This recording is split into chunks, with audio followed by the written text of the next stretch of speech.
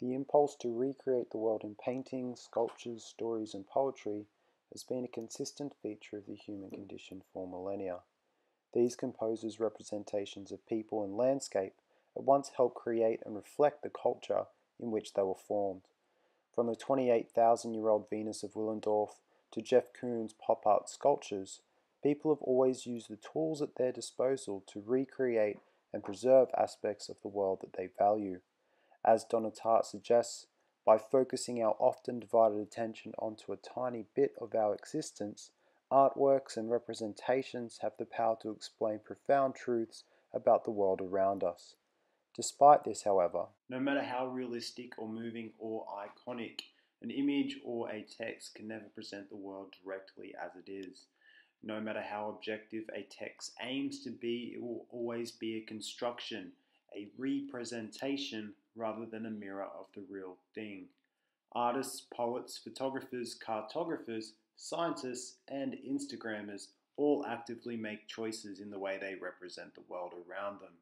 Choices about what to include and what to exclude, what to foreground and what to background. The composer's choice of omission and emphasis act as a kind of filter, capturing a composer's unique vision of the world around them. Instagram filters are so popular because they alter the banal details of the everyday, such as your morning coffee, by representing them in a new light.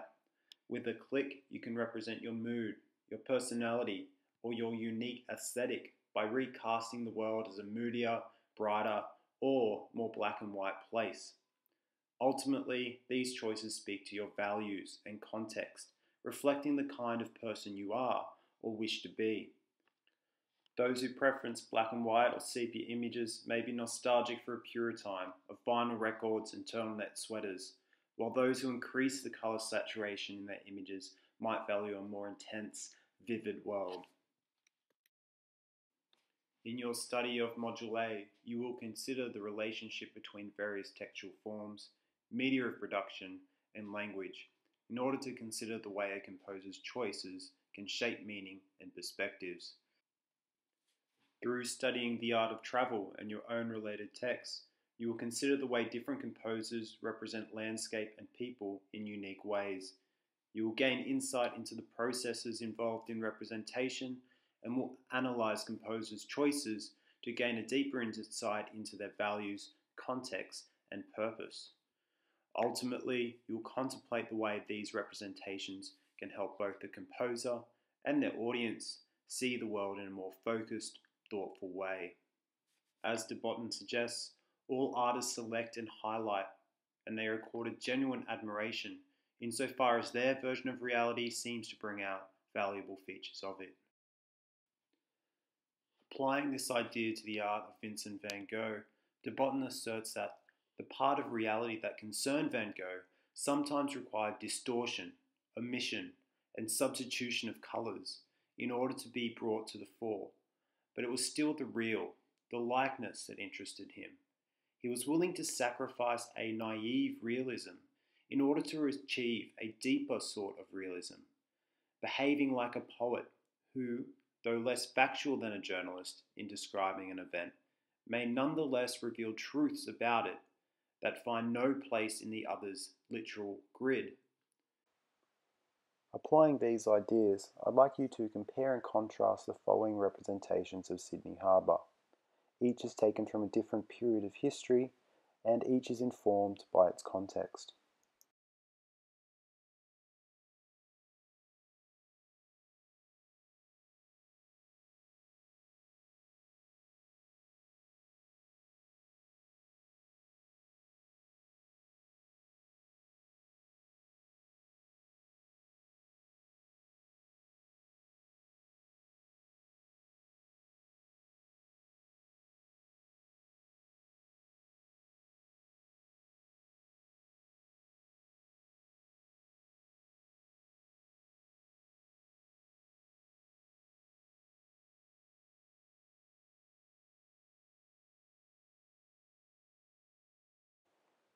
Hopefully you've come up with some interesting ideas from your discussion. I'd like you to consider these in the following artwork. Lee Nam is a South Korean artist who works mainly in video art installation. The following video is titled Gyeomjang and Sezan and explores the way different perspectives and contexts can shape contrasting depictions of the same landscape. It also reiterates the idea that all things can be represented in drastically different ways. The first image you saw is by the painter Gyeomjang, who worked at the turn of the 17th century and is considered a formative artist in traditional Korean landscape art. Artists like Gyeomjang sought to evoke the beauty of calmness and emptiness in his landscapes. You might consider the lack of colour in the image and the way this emphasises the importance of composition and balance in capturing the beauty of the landscape. The next image is by Paul Cézanne, who was a French post-impressionist painter working at the turn of the 20th century.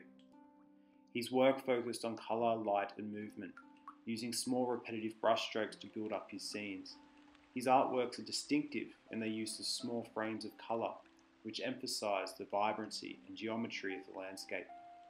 He was considered a major influence in art in the 20th century, with Picasso and Matisse claiming he was the father of us all.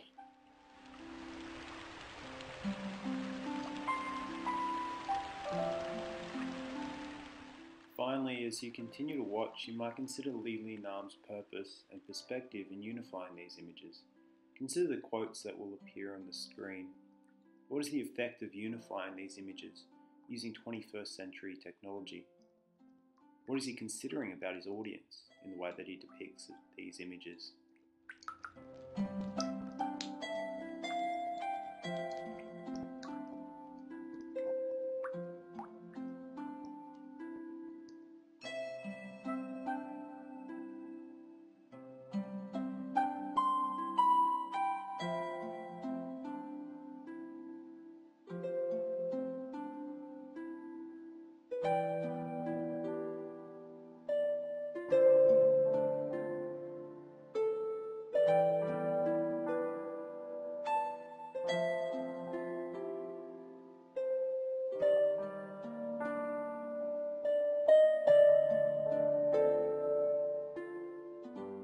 You might consider what is similar and different in these artists' view of the landscape. You might consider Nam's playful use of weather to animate the transition from 17th century Korea to 20th century France. What does that say about time? What does that say about seasons? What does that say about style and fashions? What insights do you gain into the effect of time and place on a composer's perspective?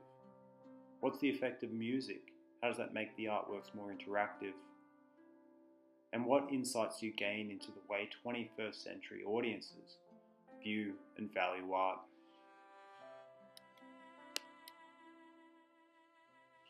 You might consider works of Lee Nam's as a related text for this unit. You might do some additional research into him as well.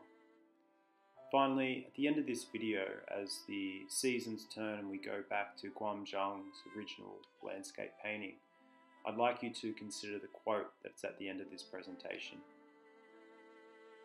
The quote is taken from Donna Tartt's Pulitzer Prize-winning novel, The Goldfinch. It's a novel that deals with the purpose of art and the power of art in society. I'd like you to consider the ideas presented in the quote, whether or not you agree with them, and you might use some of the artworks that we've talked about today as a touch point.